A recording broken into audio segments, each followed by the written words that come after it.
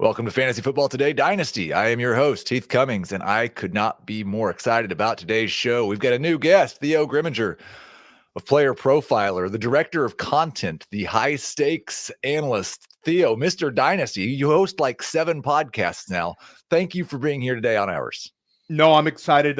We've had a chance to have a number of these dynasty discussions on my turf, and now I'm happy to come on your turf. Really big fan of what you do, Heath, and the show. It's very, very cool to see you doing so much dynasty content. I know this is your passion, and I'm fired up to talk to you about it. Well, I'm really happy that you're here, and I always like to give people a chance at the start of the show to kind of just tell everybody everything they do and where they can be found. You can see he's got his Twitter handle here on, if you're watching on YouTube, at the OG Fantasy, which is fantastic. It's Theo G and at the OG is absolutely a great play on words there. What all are you doing for Player Profile and everywhere else right now? So for Player Profiler, I'm the director of content, and basically I'm overseeing our podcasts, the written work we're putting out. We're doing a lot of cool stuff on YouTube. You've had a chance to come on one of my shows, which is the Dynasty Life, which is my new Dynasty show. But the show that I think we're most well known for at Player Profiler is the Sonic Truth Dynasty podcast. And I record that with Matt Kelly, the Podfather, and Alan Soslowski of RotoWire. And we're going to go back to once a week with that show, kind of once the regular season dies down and the Dynasty season starts up. That's kind of been like the flagship Dynasty program for Player Profiler. But I've been excited what I've been able to build with Dynasty Life. Me and you had an awesome episode. I had Scott Connor on last week. That was a lot of fun. And I'm basically looking at not just like the moves we need to make, but really want to get inside my guests' heads about their dynasty philosophies, the way they go about handling their rosters, the way they go about kind of with their general plan, and the way that they're able to kind of build their teams. And it's been very cool so far. I also do First Class Fantasy with Billy Muzio on Thursdays. That's a redraft show, and I have press coverage, and press coverage is my redraft show with Justin Boone. So yeah, I'm everywhere. And then Heath, I also started up with Futurecast because, Cody Carpenter moved on. Ray Garvin used to do Ray GQ used to do Futurecast. And now I'm doing that with Matty Kiwoom. And we're really starting to dive into this 2024 class. So it's we're Dynasty Central. This is our time of year. You got it winding down the regular season. And then we're ramping up kind of this thing of ours, this Dynasty community that keeps growing and growing.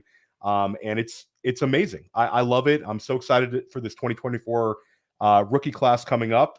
And I'm so excited to talk about like the tail end of this season with you. It's like never stops in Dynasty.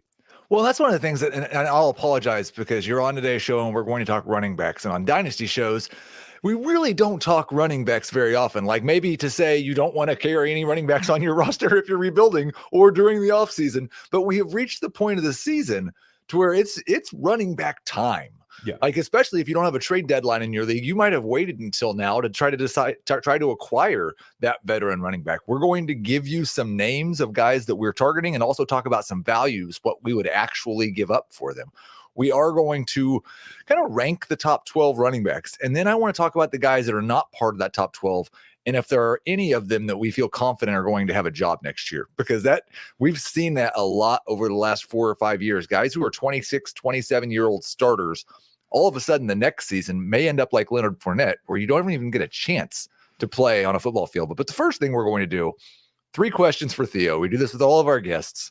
And one of the things I love over at Player Profiler is like, if I go to your page, it's got this my guys, and it's 3 guys that are your guys. And one of the guys on that list, JSN, really starting to come on as of late. It looks like he may be emerging as the number 2 wide receiver in this Seahawks offense now. I think he was, I would say, consensus the number 1 wide receiver in this class before landing spot.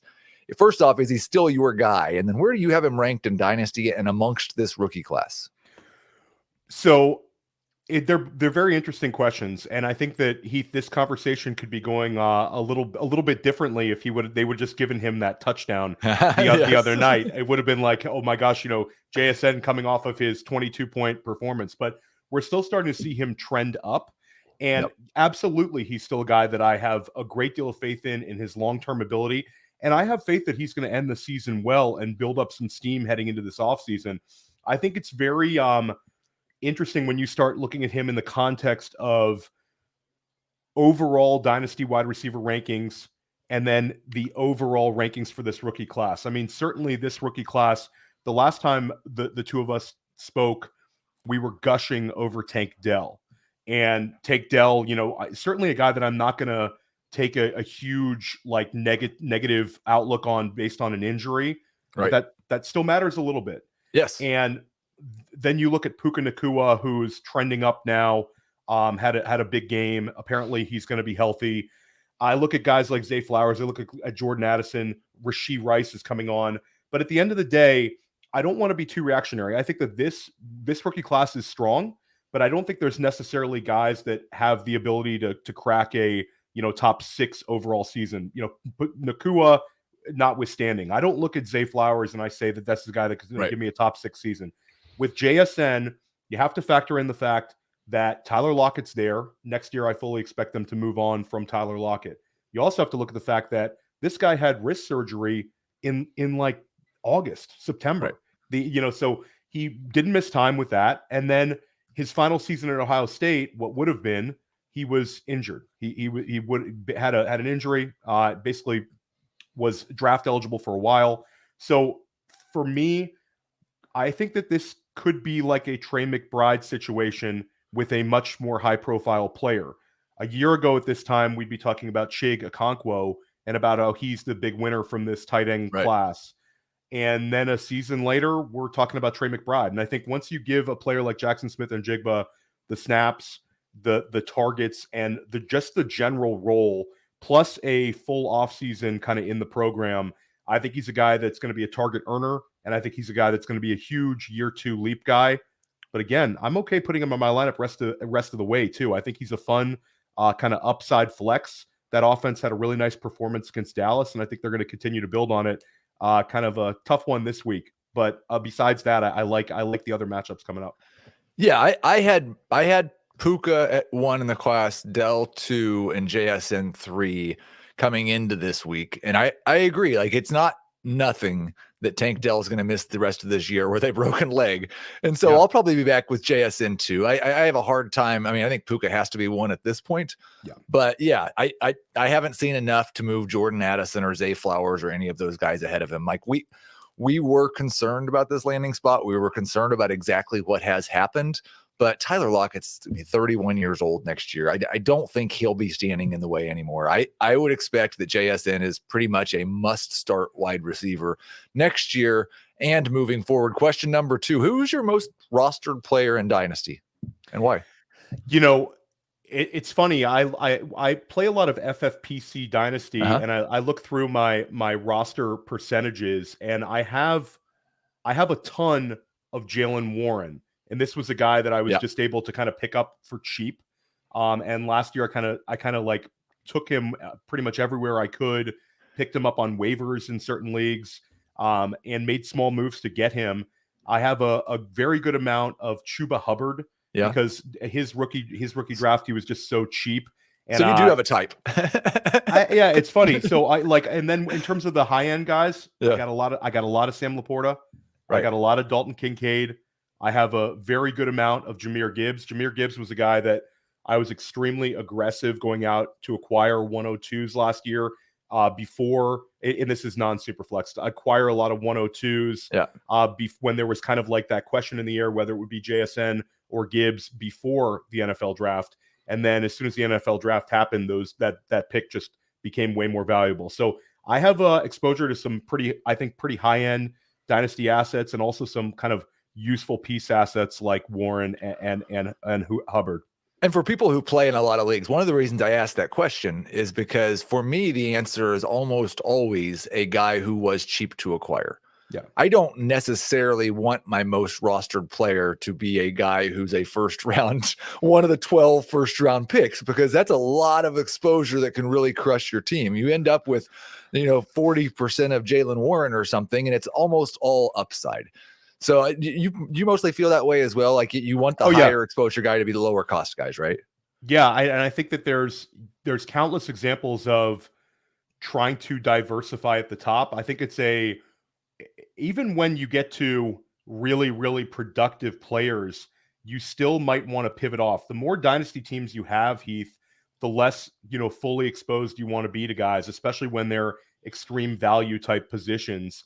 And I think when you get to rookie drafts, there's something to be said, even this past year, about the pivot. When you talk about super flex, it was kind of like a universal, like Bijan's number one no matter what. And I was on that train as well. But by simply pivoting in a super flex league, you could have had exposure to some Jahmyr Gibbs, to some Anthony Richardson, and now some CJ Stroud. Right. So the pivot is always, it all depends. If I have one dynasty league, I don't have to worry about these kind of things. But if most of the people that are listening to hardcore dynasty content in week 14, they've got it's like Fight Club. You don't reveal how many dynasty teams you have at this point because it gets to be like sicko mode. But that's kind of where I'm at. So I don't want to get too overexposed. I think you're exactly right. If it's a low risk, big reward types are the kind you want to push the chips in on. I think this, tight ends are oftentimes those kind of bets you want to make because they don't cost you too much, and you can end up with a bunch of McBride, a bunch of Laporta. A couple of years back, Pat Freiermuth was extremely cheap in that Kyle Pitts draft. So yeah, I'm completely with you on that. All right, third question: what player has been the most pleasant surprise for you in 2023? Yeah, gosh, it's a great question, and it's a guy that we actually flag planted at Player Profiler, and we took a lot of heat for this one. We had Rachaad White higher than consensus in Dynasty. We had Rachaad White higher than consensus in redraft, and we were really big into Rachaad White. He had 50 receptions as a rookie, and people will say, well, that's a Tom Brady stat. And I said, okay, but how many rookie running backs historically get to that number? It's a pretty good track record. So we stuck with him, and we thought that the opportunity would be there. We bet against the Bucs drafting someone, so we were able to kind of dodge that bullet during the draft. Then free agency, the whole narrative became, well, you can't really trust it because look at all these free agents. One's going to end up in Tampa. They didn't sign anybody. They signed Chase Edmonds. And then we had that early season, Sean Tucker is going to overtake him, which now looks kind of laughable. Rachaad White's kind of been my most pleasant surprise, only in the fact that we thought that he was going to deliver. But when I said deliver, I thought he'd end up, running back 15 sounds about right. He's going to catch a number of passes. But this year, he's going to end up finishing as an RB1 actually pretty easily. Right now, he's right around RB6, has a chance to finish as a top 5 running back. He's going to have another high reception season. And when you start looking historically at these running backs who have this many receptions in year 1 and year 2 collectively, it's a pretty good list. And I think it'll be another offseason where his dynasty value never kind of matches up with his production. And that's fine. I think at this point, you just bank the points. You roll with Rachaad White. And that would be the guy I'm most pleasantly surprised about just because of his finish, not because of the fact that I was down on him for the season. But it's such a good question, Keith. You guys may want to send a fruit basket to our own Dan Schneier. I don't know. This is kind of an inside joke, but we have a show on Mondays called Beyond the Box Score with him and Jacob Gibbs, Adam Azer, and they kind of break down. And I don't know if you remember the start that Rachaad White got off to, but it was pretty miserable. 2, 3, 4 weeks into the season, it was bad. And they broke down Rachaad White. Dan had some comments on what he thought was wrong. Well, Rachaad White saw that and reached out to Dan and kind of thanked him and went to the moon. So I don't think those two are necessarily related, but he acknowledged that what Dan was saying was actually right. And everything else, as they say, is history. Let's talk about the big news. You mentioned Tank Dell. He is out for the season. We have to have a Tank Dell segment on every show because he's my most rostered player. I'm absolutely my most pleasant surprise. Everything's gone fantastic until now. Now, this is the second injury. The first one was a concussion, and he does come into the league because of his size with some injury concerns. I don't know. This feels to me like one of those Keenan Allen early in his career situations where the injuries aren't related, and it's not like he's pulling a hamstring every 2 weeks like Christian Watson. So I'm not that worried about it. But where are you at with Dell now, knowing you don't have him for this year? So we're going to go into next year. His rookie resume is complete. This is what he did. Is he top 3 in wide receiver still? Is he top 5 amongst this class? Where is he at with Addison and Flowers? I think it's really impossible to drop him out of the top 5 based on what he did. I mean, historically, when you came on Dynasty Life, we were talking about Tank Dell and how his points per game are going to place him above Jalen Waddle as a rookie, above Amon-Ra St. Brown as a rookie. It's going to put him above Garrett Wilson as a rookie, who was the offensive rookie of the year last year.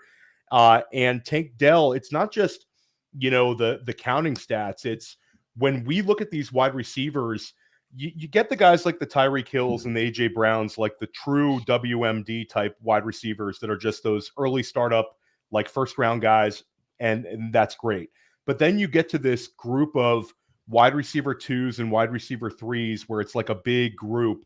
And when I look at those kind of guys, I want guys who can win me the week. It's great to have those floor plays, but Tank Dell's a week winner, Heath. Yep. And he's got a connection with CJ Stroud that we cannot deny. They're both rookies, and he had, all these 20+ point weeks, multiple 25+ weeks.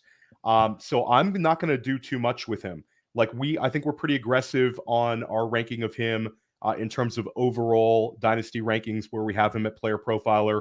And I think that at the end of the day, the only fear I kind of have for Tank Dell and Nico Collins is CJ Stroud is just so good that there's a chance that Houston does some self-scouting in the offseason and says, this is what we are. We're a shootout team, right? And we're going to go out and we're going to get a dude at wide receiver, whether it's in the draft where it's a loaded wide receiver draft and it's going and a loaded, potential group of free agents if some of these guys don't get franchise tagged. So it's not a knock to Tank Dell. Right. I do think that there's a chance that the target share for Dell and Collins is not like what we think will be the leap forward. Like for a year 2 and a year 4 guy for Collins, we think that they're going to take a step forward.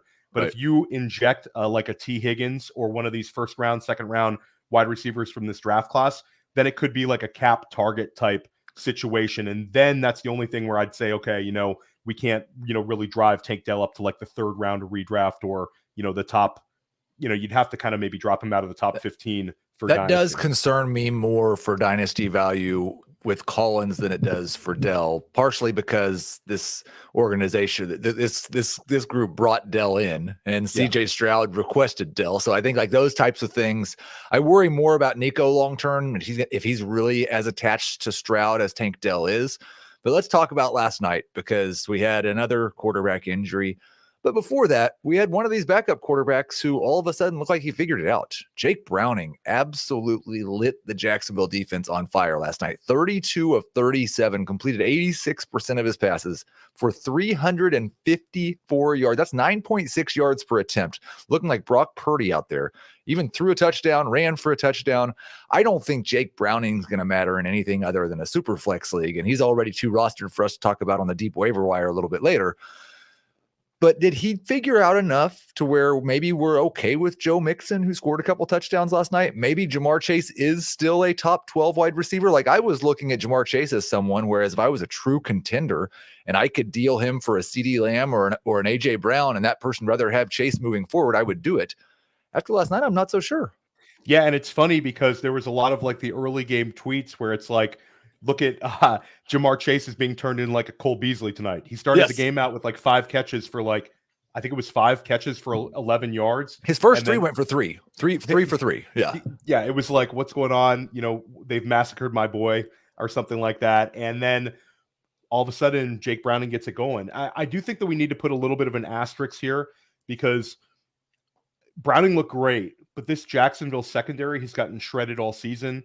They're a bottom 5 in terms of passing yards allowed. But I do think we've seen enough with Browning and this Bengals offense that we can go back to treating Joe Mixon like a, let's call him a mid RB2 level guy, where last week I remember, I was standing with at my daughter's flag football game and I get a bunch of like, my friends asking me fantasy advice, as I'm sure you do. And it's always like Sunday at like 11:30 or 12 when you're actually trying to concentrate on your own stuff. But I had somebody asking me like a Joe Mixon start sit, and I'm like, yeah, leave Joe Mixon on your bench this week. He's got no upside with Browning, and now I got to see the guy next week. And Mixon did look good. Had the touchdowns necessary, and I think that you get a little bit enough of that. The schedule is a little tricky. Indianapolis game is going to be a really good one. That Minnesota game's in Cincinnati. That's a Joe Mixon game right there. and then the Bengals go to Pittsburgh, and those AFC North games right around Christmas, they can be those can be trouble. You never know which way the game flow is going to get.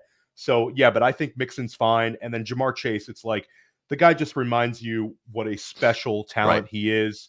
This is a guy that we were trying to push to wide receiver 1 overall at Player Profiler early in the season for Dynasty.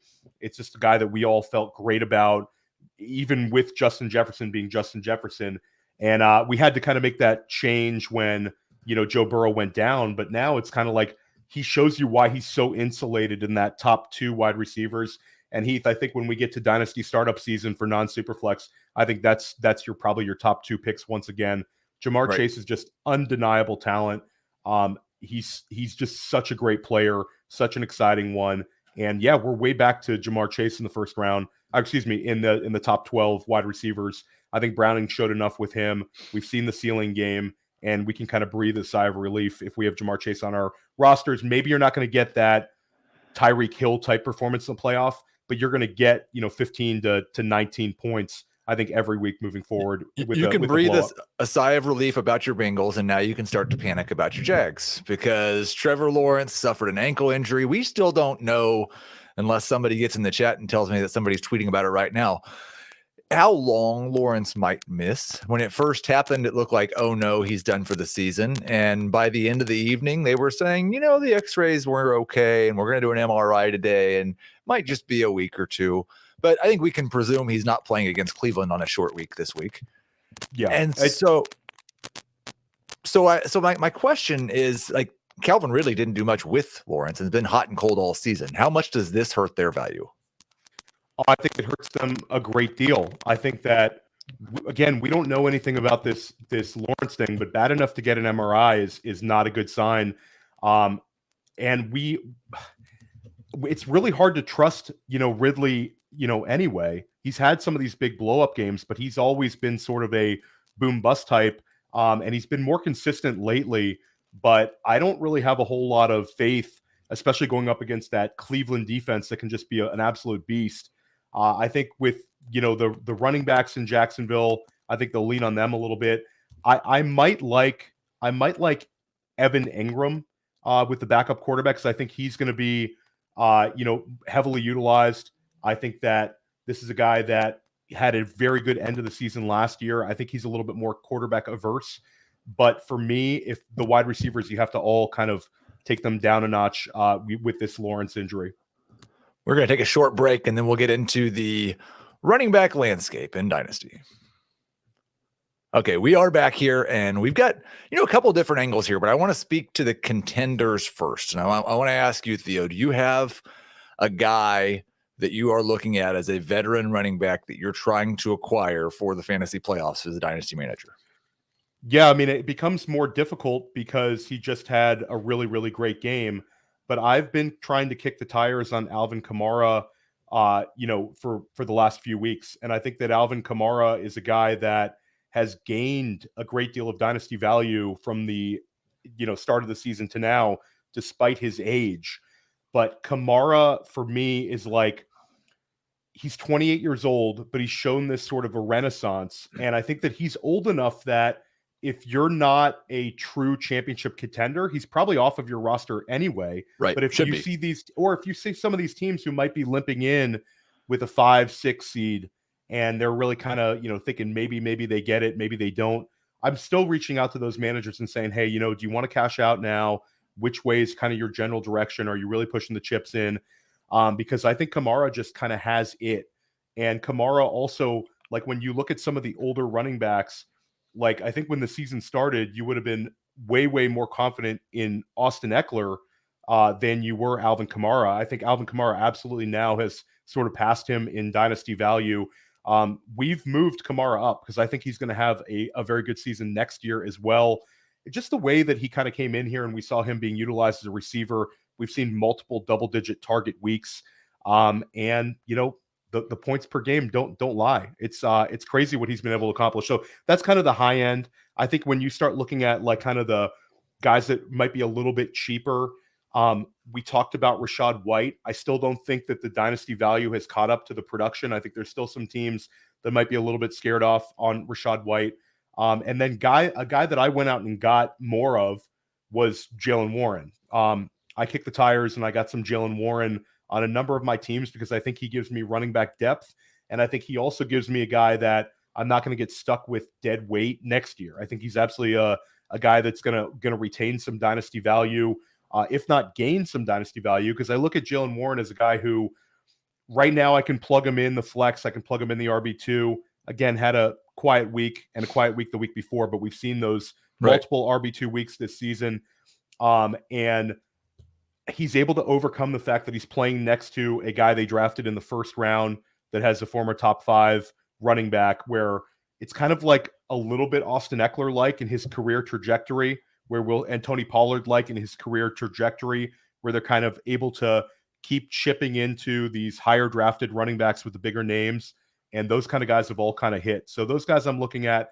And then I think this time of year, Heath, it's really a time to kind of square up your depth. If you're a DeAndre Swift manager, make sure that you go out and acquire Kenny Gainwell. Right. Again, it's harder this week than it was before, but I made sure and got the Ramondre Stevenson managers wishing he'd already done that. Yeah, and we talk about this on the Sonic Truth podcast, how handcuffing kind of gets a bad rap in redraft, where those handcuffing is kind of looked at as a kind of a too risky strategy, risk averse, and you kind of looked at as like a low ceiling guy.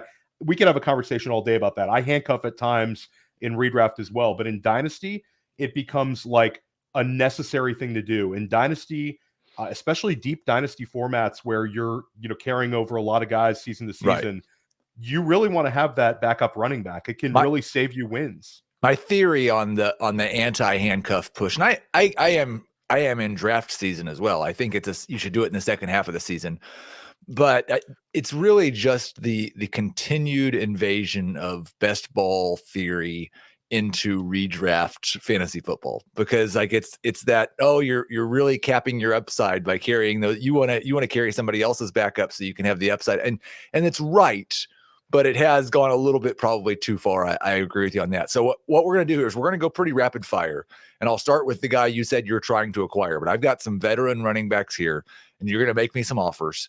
Tell me what it is in terms of draft picks you're willing to offer for these running backs. And we'll just start with Kamara, since he was the guy that you gave me first. I think that you throw a non-superflex second with a usable asset that I don't think is going to gain a lot of value. One Kamara trade that I made, traded Brian Robinson in a second. Brian Robinson in a second. Perfect. Yep.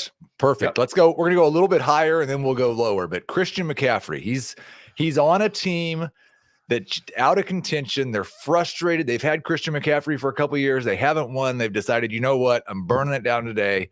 What's your Godfather offer for Christian McCaffrey to go win that league? I'm absolutely offering 2 firsts. I'm willing to go higher if I have to. If somebody's willing to trade me Christian McCaffrey, Heath, they're not only changing my outlook heading in the playoffs, they're changing my outlook to next season, because I think he's going to be the 101 in redraft next year and a potential 30-point per game guy. And I think he's going to I think there'll be enthusiasm for McCaffrey this offseason, even more than we saw last offseason, because he's going to be playing next to a quarterback who's in contention for the MVP. Last offseason, we had no clarity on the 49ers quarterback. So if somebody wants to get rid of Christian McCaffrey, hey man, I want to help you out. I'll take McCaffrey off your hands. To multiple firsts, I like it. And I think you're right. The other reason he's going to be more valued this offseason is we went through another year where he didn't have a major injury. And everybody knows that stacking multiple non-injury seasons together virtually guarantees 17 games. No, that's not the way it works at all. Okay, this is a guy I know you were down on. You mentioned that we would have had him way ahead of Kamara before the season. I actually still have these guys back-to-back in my Dynasty rankings. But Austin Eckler, I don't even know if you want to trade for him. But if you saw him on a bad roster and you've got a hole at running back, what are you offering? What's funny is I kind of it's one of those things where sometimes the trades you don't make are the trades that you end up really excited about. And I'm in one league where right now I believe I'm the 1 or the 2 seed, and in a place that I'm going to win some money and maybe a title. And there's an Austin Eckler manager who is just a bad roster, but for whatever reason he was very stubborn with moving him. I made trade offer after trade offer early in the season. One of the trade offers I sent was like Trey McBride, and I think it was like a second and a third. thank God I didn't make that trade. But Right. Austin Eckler, I think it's funny because Austin Eckler looks terrible. And we just saw this offense put 6 points on the board against New England. This offense looks broken to me. It's a back that we're very reliant on him getting rushing touchdowns and also receptions, but it's a broken offense. And I think it's also a schedule fallacy where a lot of times people get too excited about the fantasy playoff schedules. Oh, I can't play this guy. It's a tough matchup. Oh, I really want to go get this guy because look at his fantasy playoff schedule. A lot of times that doesn't work out. You have something this time of year called weather. You also have something this time of year called, teams trying to look at different guys and kind of changing things up, especially the teams that are out of it. You'll see those random guys start getting work in like week 17. So I really do not trust Austin Eckler. The one thing that he's got going for him, other than being, a very successful fantasy player for years and years, is it's Brandon Staley's trying to save his job. So Right. I don't think there's any worry about them working in another back. But man, this offense does not look good. Keenan Allen's a little banged up. I don't think I'm offering too much, Heath. I think if somebody really wants to get rid of him, I think in a non super flex league, if I have Austin Eckler, I'm looking for somebody to give me 2 seconds. Okay. Okay. I'd be willing to give up maybe a late second and a third. We've got two more guys here, and I don't know if these guys are we more or less valuable in your mind. Joe Mixon, a little bit younger than Austin Eckler, certainly doesn't have the track record of elite production, but he's been a low-end number 1, high-end number 2 for a long time. Could be that down the stretch. What would you pay for Joe Mixon? I think pretty much the same. I don't see him as a huge ceiling play, right? And I do worry about the Chase Brown emergence, where he didn't play that many snaps, but he certainly looked explosive enough that he's going to cap Joe Mixon's upside down the stretch. Again, we just said I think Joe Mixon is going to be a mid RB2. Right. It could be that I'd be trading for purgatory type scoring and I'd be buying touchdowns after last night. So I wouldn't want to get too caught up. Again, I think that a second and a third, if I'm chasing the money and I'm chasing the trophy, I think I can get it. But my thoughts are I don't think Joe Mixon is necessarily a starting running back in the NFL next year. I think that he more likely than not is, but I think it'll become more and more of a kind of committee approach with him. And I think he definitely loses dynasty value this offseason. Is Derrick Henry right in this exact same range? Henry's a little bit different. And also, can we talk about how is he not in the concussion protocol, Heath? I Who's the coach for that? Works. I think it's the team doctor is like the team doctor from Any Given Sunday from the Miami Sharks. It's like some guy. I don't know. It's a weird situation because when I saw that hit, I'm like, this is Tyjae Spears week. Right. Tyjae Spears is going to be the guy down the stretch here. But King Henry's playing, and Mike Vrabel just completely dismissed it. So Henry's a little different for me because I think that Henry, I think we could see some blow-ups in the fantasy playoffs. Okay. And I think he's still got that ceiling where I'd be okay short-term giving up like a second and 2/3. Or a younger player that maybe I'm not that excited about with a second and see where it goes. And I do think that there's a chance that Henry lands very well this offseason. I know last offseason there was the rumors that like the Philadelphia Eagles were going to go get him. The Baltimore Ravens tried to get him this season. So I think that a lot of these contending teams might look at Derrick Henry as this is going to be a guy that we can come in, give him the goal line work, give him the short yardage situation, and he could be in a great offense with touchdown, high touchdown numbers again next year. He seems like kind of ageless. He certainly looks kind of the same. It's not like when we watch Derrick Henry, we're like, he doesn't look explosive. Right. Certainly Tyjae Spears has been a little bit annoying for Derrick Henry managers this year, but he'd be a guy that I'd be willing to kick the tires on despite his age. Let's move into the next facet of this. We're going to rank the top 12 dynasty running backs. I'm going to go down my top 12.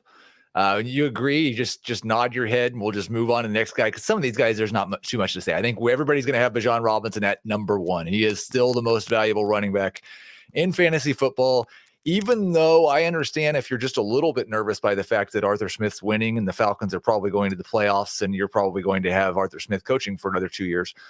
But that's okay. It's not like he's going to continue to give the ball to Tyler Algier and Cordero Patterson when he should be giving it to Robinson. Number 2, Jahmyr Gibbs. I will tell you, for me, I don't know if this is true for you, the gap between Robinson and Gibbs has shrunk.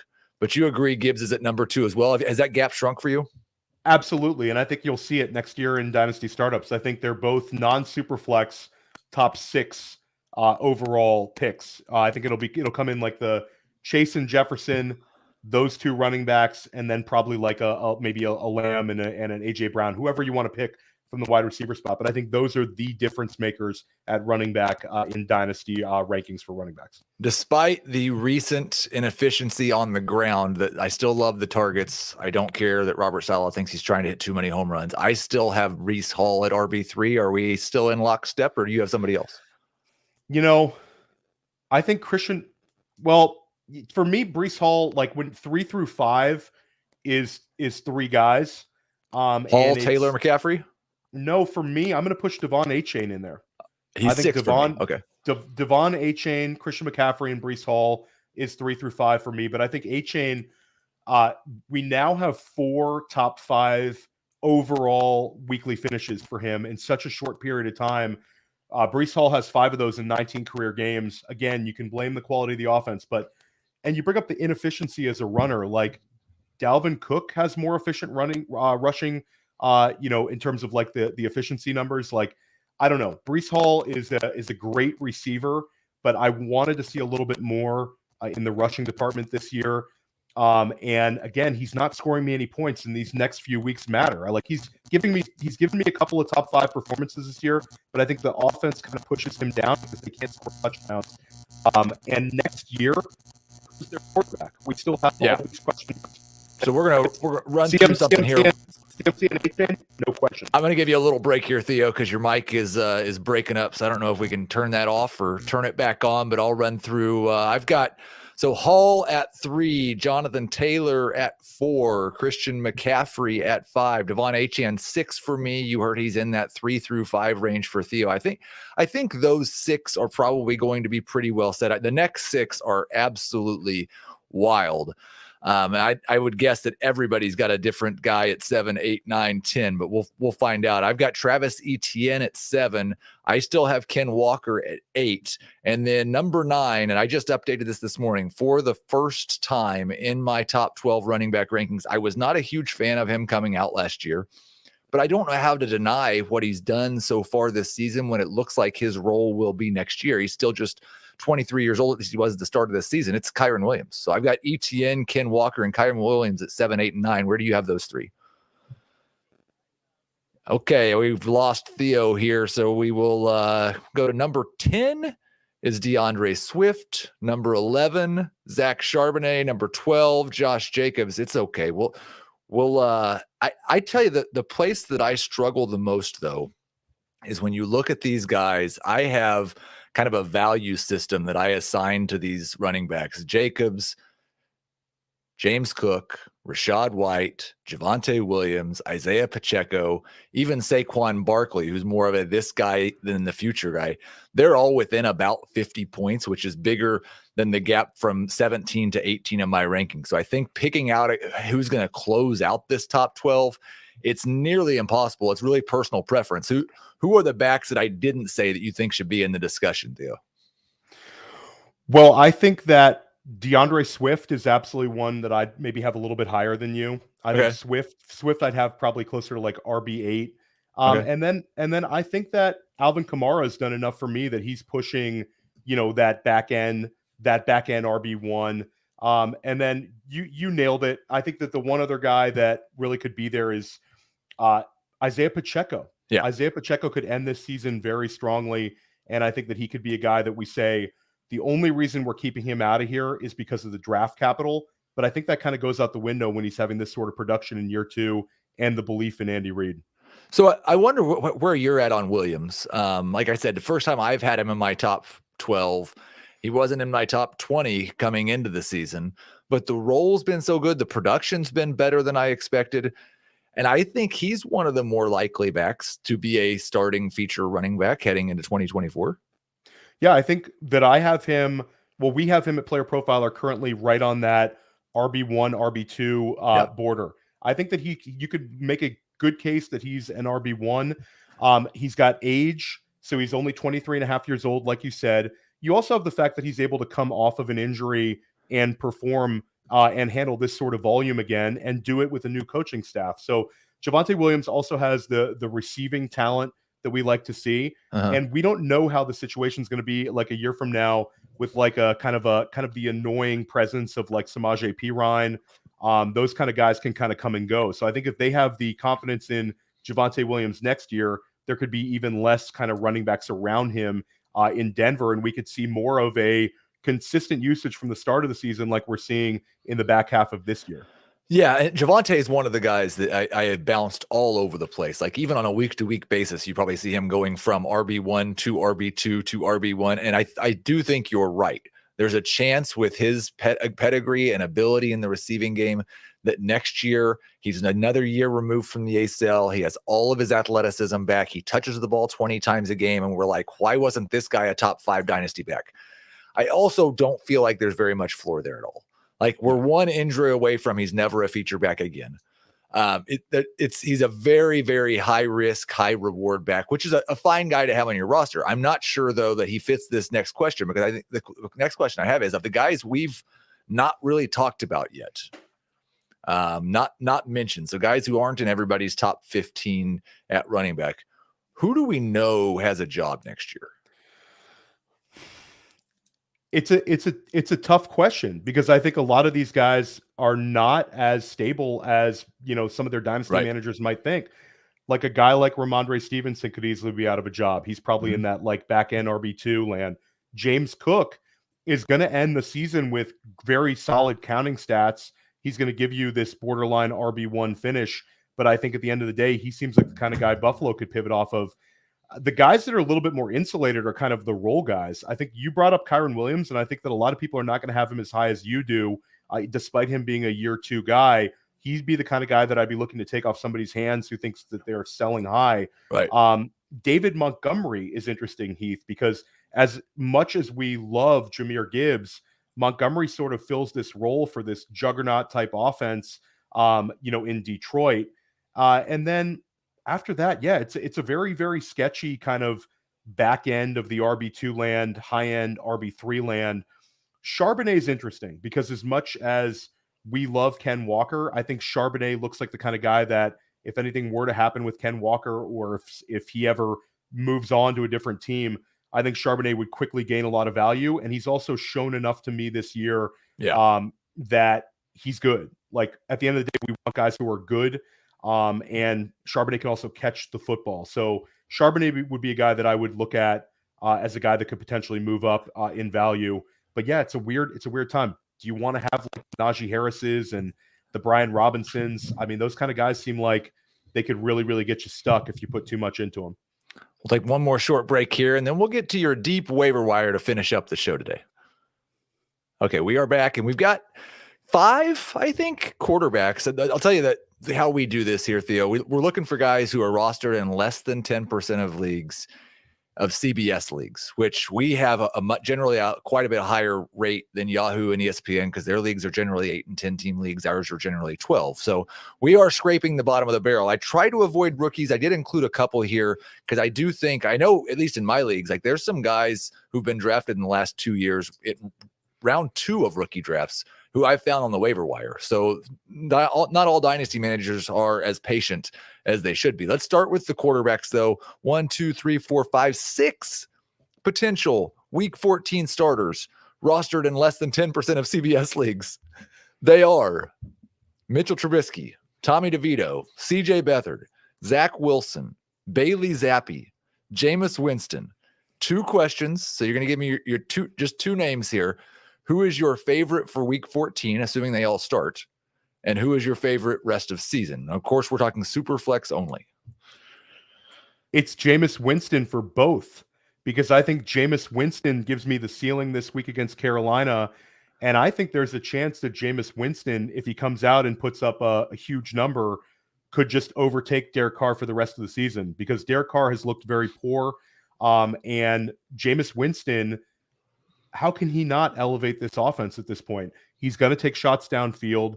We've shown this connection with Chris Olave. It's Jameis Winston. The other guys that you talked about, to me, don't have any sort of a ceiling. Jameis Winston has this massive ceiling. And again, CJ Beathard, if this is a long-term injury to Trevor Lawrence could kind of change my mind a little bit here because he is pretty mobile, but it's Jameis Winston. I think Jameis Winston's going to be fun. Yeah, I hope that he is. I wish that he hadn't looked so completely awful every time he's been on the field in 2023. But I've always been a big Jameis fan. For a long time, I thought Jameis was better than Derek Carr. I've not really been a very big Derek Carr guy, though. So we'll find out what Jameis can do.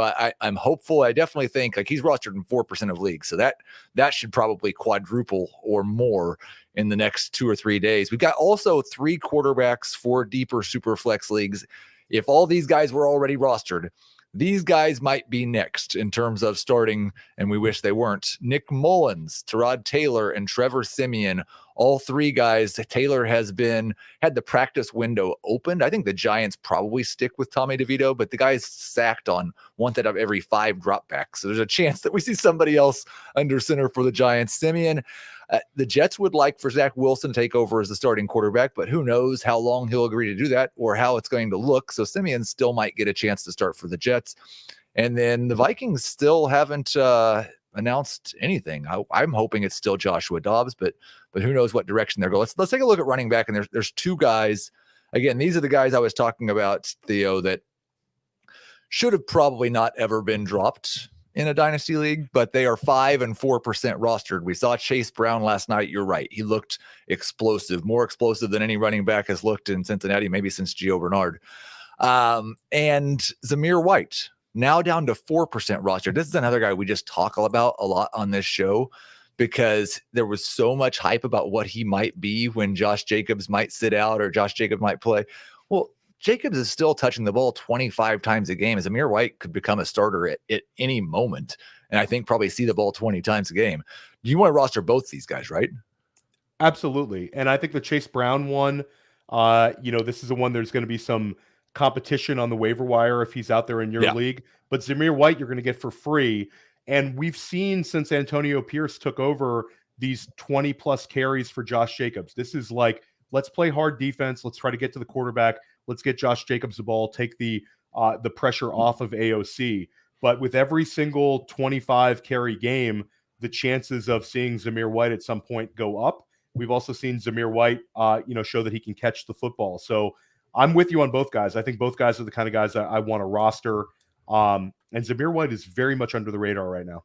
5 guys at wide receiver who I found under 10% rostered. A couple of them, again, fit that same Chase Brown, Zamir White mold where they probably should have been rostered. Parker Washington's still in a lot of taxi squad spots for my team. I liked this guy until he got drafted to the Jags where they already had 6 wide receivers.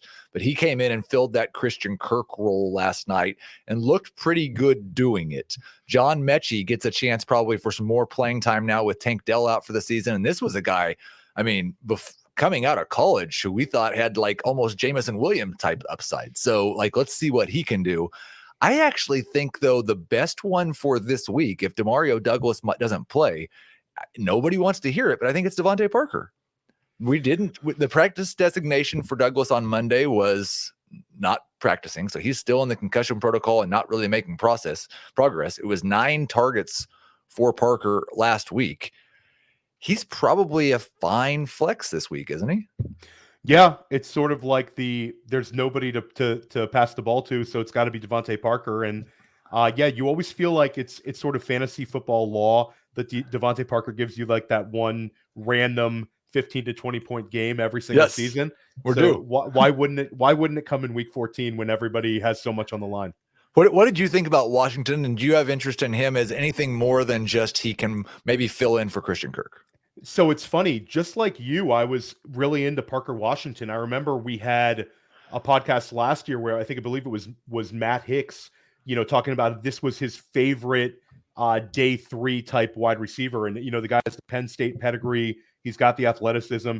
I think he is more of a contingent play on Christian Kirk more than anything. But if Christian Kirk misses some times, I think that despite the fact that it's Cleveland, he's stepping right into that role. It's a kind of a what the heck? Let's see if he gets 8 targets and they're low A-dot throws. I think that he's also a pretty athletic player. I'm into Parker Washington. I think that he's definitely a fun one. What I would say is Parker's the guy you pick up if you're absolutely desperate for points this week and trying to fight to get in the playoffs. Washington and Mechie are the guys who should be picked up, even if you're 2-10 and the season's already over. They should be on your roster. These are the types of guys who by next August, we might be looking at them as starting wide receivers for their own team and starting wide receivers for fantasy purposes. Two other deep league guys. Darius Slayton, I don't know who's going to lead the Giants in targets coming off the bye, but Slayton and Hyatt have seen more downfield passes since Tommy DeVito took over. And when Slayton's been healthy, it's kind of looked like him. Alec Pierce coming off of a big game, it looked like he was going the wrong way and maybe going to be out of the league soon. He saved his career for at least another couple of weeks. Nobody likes it for Josh Downs, of course. Two tight ends could not be more different. Tanner Hudson catches 4 passes every week. Probably doesn't have a huge long-term impact, but you might be able to slide him in as a flex and as tight end premium or as a regular starter if you're desperate. And then Brevin Jordan, this is another guy who 2 years ago I really thought was going to be the next thing, Theo. And as long as Dalton Schultz keeps missing time, I think Jordan's in play. Brevin Jordan, I love the Yeah. Brevin Jordan call. Like Tanner Hudson is a low floor, no ceiling type play. He's a break glass in case of emergency tight end, Right. Purgatory at best. But Brevin Jordan's super interesting because he basically seemed to step right into the Dalton Schultz role. And this is we've seen Dalton Schultz catch 5 touchdown passes on the season. Brevin Jordan, like you, I really, really liked him as a prospect. I believe I had him right behind Pat Freiermuth in that class. All right. So I think this is a very, like, Brevin Jordan, any week that Schultz is out, is a top 15 option at tight end. You also bring up the fact that Tank Dell is now done for the season. Everybody's kind of talking about the Noah Brown, potentially some Robert Woods, but to me, it's the tight end position just becomes so solidified. We've seen CJ Stroud target his tight ends this year. We saw Jordan have a decent week last week. So to me, Brevin Jordan, like, this is a guy that I would be prioritizing on the waiver wire. And with Schultz, it's a hamstring, and we don't have a whole lot of clarity on it. It's kind of like people are kind of brushing this aside. So Brevin Jordan, give me all the Brevin Jordan. Theo, my man, this was fantastic. I really appreciate you being here. As always, I appreciate everybody in the chat who's watching here with us on YouTube, everybody who's listening to Fantasy Football Today, Dynasty in the app. Please rate, subscribe, review. We love doing this for you. We'd like to do more of it. The more that you give us positive feedback, the more we can do that. Go follow Theo on Twitter at the OG Fantasy. Check out everything he does over at Player Profiler. Find him on 17 different podcasts a week. Thanks again, Theo. Everybody else, we will talk to you next Tuesday.